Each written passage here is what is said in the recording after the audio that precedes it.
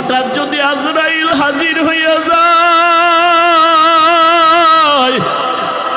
আজরাইল আলাইহিস সালামকে যদি আল্লাহ পাঠায় দেয়, আর আজরাইল আইসা যদি দেখি তোর হাতে নাচ গানের মোবাইল,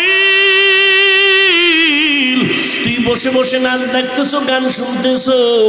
আজান হইতেছে, তোর গানের আওয়াজ বন্ধ হয় না, তোর নাটক বন্ধ হয় না, কত মেয়ের চরিত্রের উপরে আঘাত করতেছো, কত মানুষের জীবনটাকে দুনিয়ার থেকে বরবাদ করে দিয়েছো।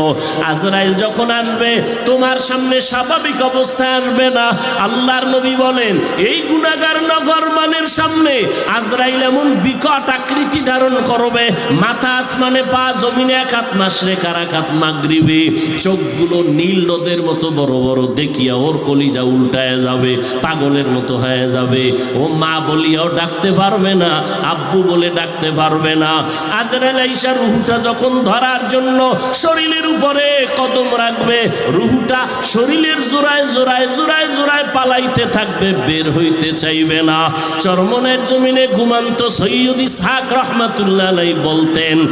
লাঠির আগায় আলকাতরা মাখিয়া তুলার মধ্যে বাড়ি দিলে তুলাগুলো যেমন লাঠির মধ্যে চলে আসে, ওরে গুনাহগার জাহান্নামের আসামির যুবক, আজকে গুনার মজা পাইয়া, আজকে তুমি আমি টুপি মাথায় দিই, তোমার পায়ে ধরলাম, তোমার টুপি মাথায় দিতে ভাল লাগে না, তোমার কপাল এত খারাপ, নিজেও দাড়ি রাখতে পারো না, যারা রাখে তাদেরও পছন্দ করো না, নিজেও নামাজ পড়ো না, যারা নামাজ পড়ে তাদেরও পছন্দ করো না, এত কপাল পোড়া তুমি কেমনে হইলা, নিজেও হালাল খাও না, যারা হালাল খায় তাদেরও তুমি পছন্দ করো না। আজরাইল যখন রুহুটা টান দিবে, সাথে সাথে শরীরের রগগুলো সিরিয়া রুহুটা হাতের মধ্যে চলে যাবে। আল্লাহর নবী বলেন, জ্যান্ত বকরির চামড়া খুললে যেমন কষ্ট,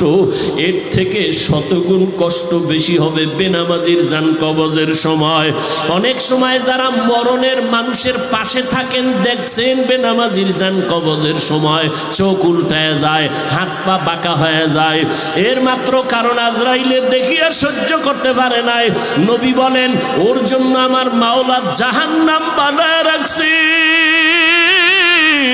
একটা জেলখানা বানায় রাখছেন। ওরে আল্লাহর দেওয়া পানি, আল্লাহর দেওয়া বাতাস, আমার মাওলার দেওয়া সূর্যের আলো, আমার আল্লাহর দেওয়া চাঁদের আলো, আমার আল্লাহর দেওয়া জমিনের ফসল খাইতেছ,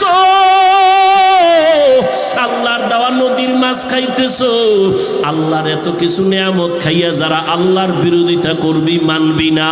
আলেম ওলামারা পাও ধরে ধরে নামাজের দাওয়াত দেয়, শুনবি না, এরপর